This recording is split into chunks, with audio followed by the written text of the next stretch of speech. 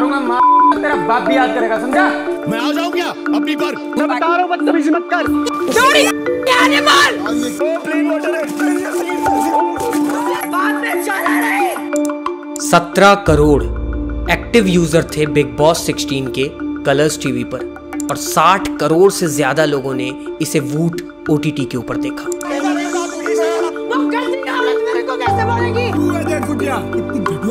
India का इतना popular reality TV show जिसके आज 17 से ज्यादा सीजन्स आ चुके हैं। Sadism,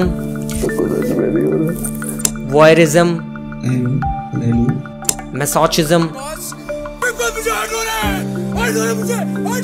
backbiting. And Manisha would do the same to him.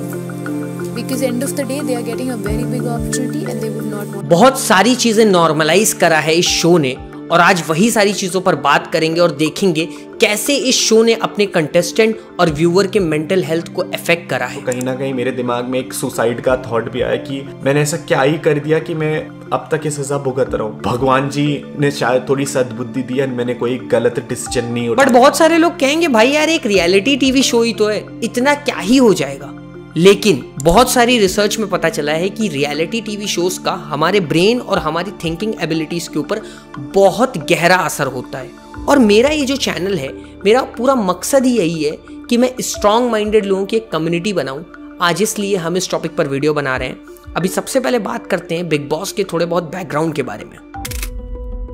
Basically 2006 में बिग बॉस इंडिया में आया, लेकिन इसकी हिस्ट्री पुरानी है। एक डच रियलिटी शो है बिग ब्रदर नाम से, और वो शो एक नॉवेल था जॉर्ज ऑरवेल ने लिखा था 1984, उससे इंस्पायर्ड हुआ। उसमें एक कैरेक्टर था बिग ब्रदर नाम का और वो कैरेक्टर यही करता था, सबके ऊपर नजर रखता था, सबको कंट्रोल करता था। तो वहां से इन्होंने वो लाइन निकाल ली, big brother is watching you. तो हमारे इंडिया में हो गया Bigg Boss is watching you. Basically Big Brother show के बारे में अगर थोड़ा मैं बताऊं तो 10 कंटेस्टेंट होते थे और उनको एक घर में बुला लिया जाता था और बेसिकली उस घर के अंदर खुले सांड की तरह छोड़ दिया जाता था। अब कोई लड़ाई कर रहा है, कोई गाली गलौज कर रहा है, तो कोई कुछ कर रहा है, फिर उनको टास्क मिलते हैं, गेम्स मिलते हैं, वोटिंग होती है, एलिमिनेशंस होते हैं और एंड में कोई एक बंदा विनर बन जाता है। वैसे तो बिग ब्रदर शो जब 1999 में नीदरलैंड के अंदर आया तो बहुत सारे साइकोलॉजिस्ट ने वहां पर क्रिटिसाइज किया इस शो को और बोला कि ये जो शो है ये कंटेस्टेंट और व्यूअर दोनों को मेंटली इल कर सकता है और सुसाइड अटेम्प्ट करने के लिए भी फोर्स कर सकता है। और उन्हीं साइकोलॉजिस्ट की इस बात को बैक किया एक्सपीडिशन रॉबिन्सन नाम का एक शो आया था 1997 में, उसके एक कंटेस्टेंट की सुसाइड ने। क्योंकि वो जो शो था वो भी बिग ब्रदर से मिलता जुलता था। उसमें क्या था कि आपको आइलैंड के ऊपर टाइम बिताना था, वहां सर्वाइवल करना था। और उसमें एक कंटेस्टेंट था सिनिसा सविजा और उसको उस शो से आउट कर दिया जाता है, एलिमिनेट कर दिया जाता है। और वो जब घर आता है तो वो ये रिजेक्शन सह नहीं पाता है और 4 हफ्ते में ही सुसाइड कर लेता है। और इसीलिए जब बिग ब्रदर आया तो वहाँ के जो साइकोलॉजिस्ट थे उन लोगों ने क्रिटिसाइज इस बात पे किया कि बिना वजह गाली गलौज करना, अनवांटेड एक्टिविटीज़ को प्रैक्टिस करना, ये सारी चीज़ें कहीं ना कहीं इंसान को मेंटली इल बना सकता है और क्या पता लोग सुसाइड करने लगे। इसलिए इस शो को लोगों ने बंद करवाना चाहा। बट ह्यूमंस की एक टेंडेंसी होती है, दूसरे की लड़ाई देखने में बहुत मजा आता है, दूसरे की कोई भी अनवांटेड एक्टिविटीज को देखने में मजा बहुत आता है। तो ये मजा बढ़ता चला गया और धीरे धीरे करके America, Germany, UK, Denmark, Italy, Turkey और न जाने कितने देशों में इस शो की पॉपुलैरिटी बढ़ती चली गई। और देखते देखते हमारा देश भारत किसी चीज में पीछे नहीं है और हमारे देश में भी 2006 में बिग बॉस के नाम से बिग ब्रदर की एंट्री हो गई। पहली बात तो ये कि बिग बॉस हमेशा उन्हीं लोगों को अपने शो के लिए चुनता है जो ऑलरेडी बहुत पॉपुलर होते हैं। इससे बिग बॉस का बिजनेस टर्म्स में बहुत फायदा होता है क्योंकि जो लोग पॉपुलर होते हैं उनकी एक अलग ऑडियंस होती है और बिग बॉस की एक right set of audience set है।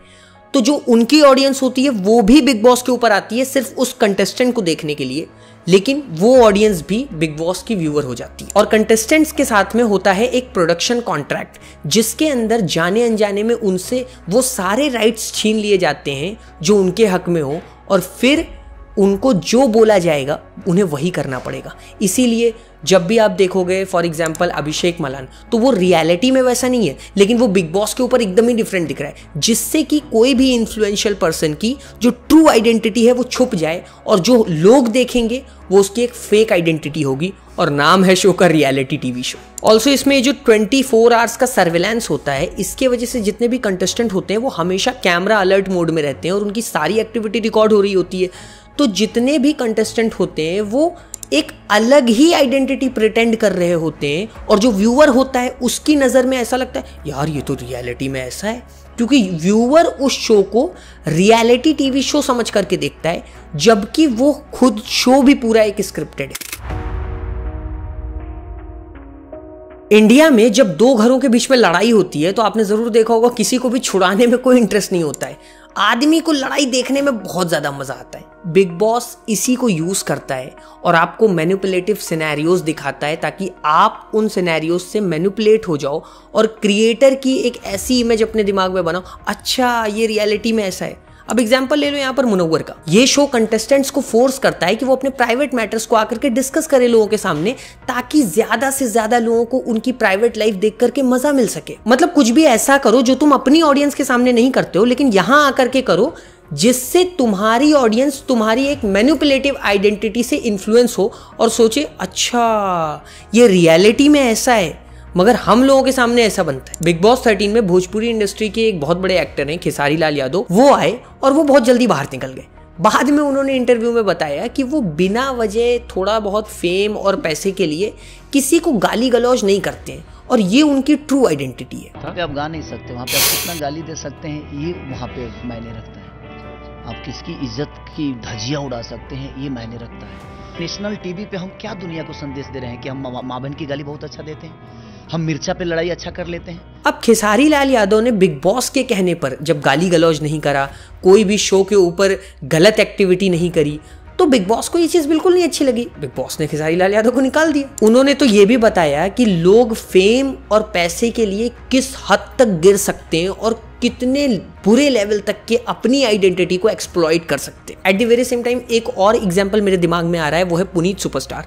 उसको भी बिग बॉस से सिर्फ और सिर्फ इसलिए निकाला गया क्योंकि उसकी जो आइडेंटिटी रील वाली थी वो बिग बॉस के अंदर आकर के वही सारी चीजें कर रहा है।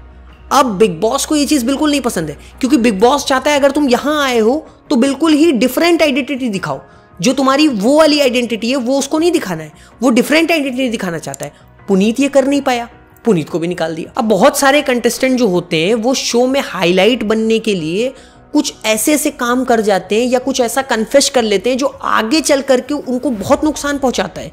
एग्जाम्पल के लिए आप मुनव्वर का एग्जाम्पल ले लो। मुनव्वर आयशा से जो भी रिलेशन रहा हो, we don't even know, but वो ऐसी सारी चीजें शो के ऊपर कन्फेस कर रहा है जिससे आगे उसको नुकसान होगा फायदा होगा हमें नहीं पता है। लेकिन एक चीज हमें दिखती है कि उस पूरे सिनेरियो को अगर आप देखो तो मुनव्वर वो सारी चीजें इसलिए कर रहा है सो दैट वो शो का हाईलाइट बने, और अगर आयशा शो में एंट्री ले रही है तो वो भी इसीलिए कर रही है सो दैट वो उस शो की हाईलाइट बने, और यही हो रहा है। इसी वीडियो की शुरुआत में मैंने कुछ टर्म्स बोले थे, सैडिज्म, वॉयरिज्म। चलो अब वो मैं समझाता हूं। सैडिज्म वर्ड की अगर आप मीनिंग को देखोगे तो आपको पता चलेगा कि बेसिकली इसका मतलब होता है किसी भी इंसान के दुख और दर्द को देख करके मजा लेना। बिग बॉस इसका एक प्योर एग्जाम्पल है, क्योंकि इस शो में ऐसी ऐसी एक्टिविटीज कराई जाती हैं, एक्सट्रीम एक्टिविटीज, जिनके थ्रू कंटेस्टेंट्स को बहुत पेन होता है और लोगों को वो सारी चीजें देख करके बहुत मजा आता है। जितना ज्यादा एक्सट्रीम उतना ज्यादा टीआरपी। एग्जाम्पल्स अगर मैं आपको बताऊं तो स्वामी ओम का बानी और रोहन के ऊपर पी करना, और इनके में एक वो आया था, एक बहुत टॉर्चर एक्टिविटी थी जिसमें वो लड़की किसी लड़के के ऊपर मिर्चा लगा रही है और फिर उसका वो मीम वायरल हो गया था, बिग बॉस मुझे हर्ट हो रहा है ऐसे करके कुछ वायरल हुआ था। उसके बाद में गाय के गोबर के अंदर नहाना। उसके बाद में एक और एक्टिविटी जो कि बहुत ही बेकार लगती है कि कुत्ते के बाउल में पानी पीना।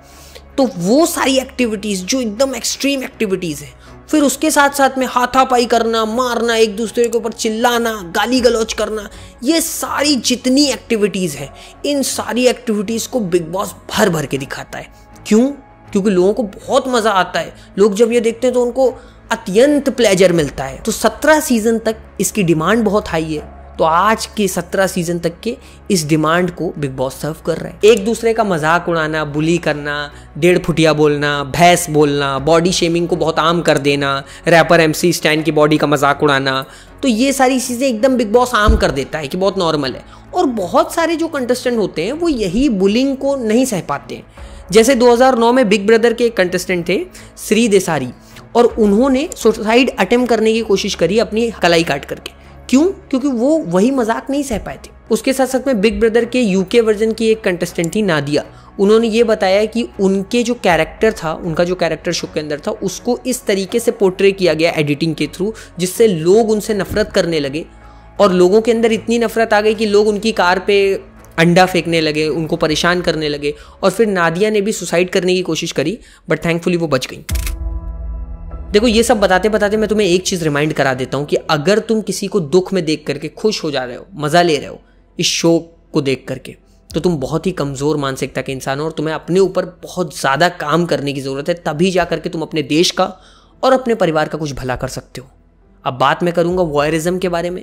वॉयरिज्म इस शो का एक बहुत अहम पार्ट है। बेसिकली अगर आप इसकी डेफिनेशन देखो तो आपको पता चलेगा, voyeurism is the practice of getting sexual pleasure from watching other people private activities. Big boss के अंदर ये बहुत आम है। आप विलिंगली कंटेस्टेंट्स के प्राइवेट मोमेंट्स को देखते हो और आप कंटेस्टेंट के बारे में अपना एक परसेप्शन बनाते हो। For example, big boss OTT 2 में अभी जैद हदीद और आकांक्षा पुरी का एक किसिंग सीन था, और उस किसिंग सीन के वायरल हो जाने के बाद में सोशल मीडिया के ऊपर आकांक्षा पुरी को बहुत ज्यादा ट्रोल किया गया। और ना जाने लोगों ने जा करके क्या क्या उनको कमेंट करना शुरू कर दिया, उनके DM में जा करके क्या लिखने लगे, जबकि that was just a task for her.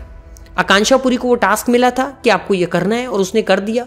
But लोग चूंकि इस शो को रियलिटी TV शो समझते हैं, तो उनकी नजर में ये हो गया कि ये लड़की रियल में ऐसी है, और लोगों ने जाकर के क्या क्या नहीं कमेंट करना शुरू कर दिया आकांक्षा पुरी के इंस्टाग्राम के ऊपर।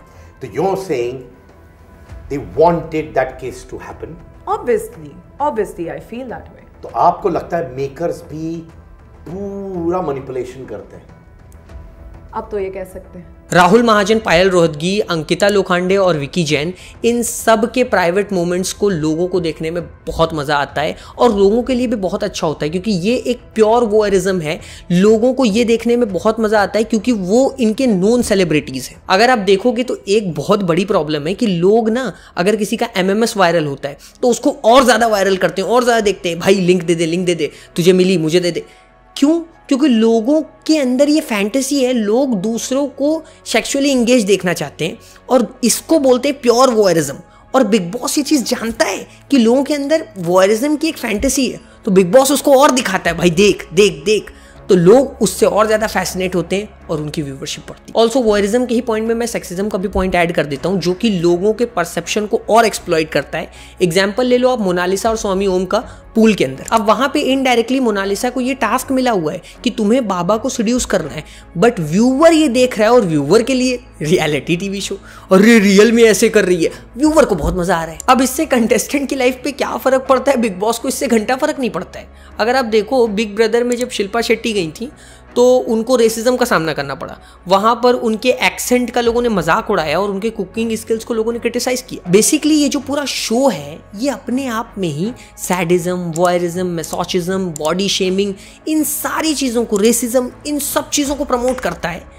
लेकिन फिर भी लोगों को क्या लगता है, अरे यार एक शो ही तो है, क्या ही हो जाएगा देखने से, इतना क्या हो जाएगा भाई, एक नॉर्मली शो तो है। स्टडीज में पता चला है ऐसे रियलिटी TV शोज जिसके अंदर sadism, voyeurism, sexism, nudity, physical relationship, ऐसी सारी चीज़ों को दिखाया जाता है, उससे व्यूअर की IQ कम होती है, देखने वाले की IQ, और इसके जो कंटेस्टेंट होते हैं वो भी बहुत लो IQ पीपल ही होते हैं। अगर आप देखोगे बिग बॉस में अब तक के जितने भी विनर रह चुके हैं वो सारे कोई बहुत हाईली इंटेलेक्चुअल लोग नहीं है। पहली बात तो इनके यहाँ कोई भी कंटेस्टेंट भी आपको ऐसा नहीं मिलेगा जो बहुत हाईली इंटेलेक्चुअल हो और वो इनके शो में चला जाए, ना, ऐसा नहीं होगा।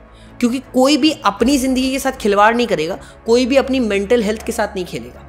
वही लोग जाते हैं जिनकी खुद की IQ लो होती है, और जो व्यूअर होता है उसकी IQ लो होती रहती है ऐसे शोज देख देख करके। बट अगर आप एक्चुअली में एक स्ट्रॉन्ग माइंडेड कम्युनिटी का पार्ट बनना चाहते हो तो आपको ऐसे शोज तो बिल्कुल नहीं देखने चाहिए। लेकिन अगर आप ऐसे शोज देखते हो तो इससे आपकी ग्रोथ होगी नहीं, कुछ नहीं होने वाला है, ग्रोथ किसी और की होने वाली है। अब मैं बात करूंगा ग्रोथ होती किसकी है, वो है बिग बॉस। अभी अगर सीजन 17 की बात करूं तो इसमें वाईकॉम 18 ने बोला है 400 मिलियन एक्सपेक्ट कर रहे हैं वो लोग, और इससे रेवेन्यू जनरेट करेंगे 350 करोड़ का। तो 40 करोड़ की व्यूअरशिप एक्सपेक्ट कर रहे हैं वो, और 350 करोड़ का revenue through ads, through sponsorship. ये बहुत बड़ा बिजनेस है। बट आप सोचोगे अरे यार माही, मैं तो यार फ्री में देखता हूँ, मेरा क्या ही जा रहा है इसमें। नहीं भाई, आपको भी बहुत कुछ जा रहा है। क्या?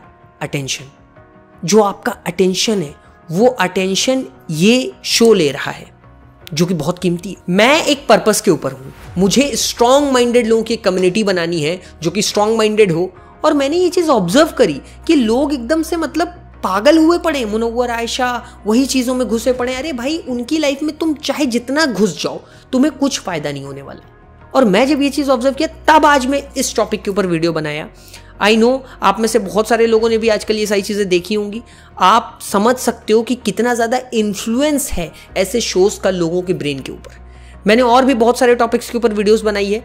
मैंने अभी MLM के ऊपर वीडियो बनाई है, जिसमें मैंने अपने खुद के एक्सपीरियंस से एक्सप्लेन करा है कि क्यों MLM एक इविल बिजनेस है। राइट में क्लिक करो और जाकर के वो वीडियो देख लो।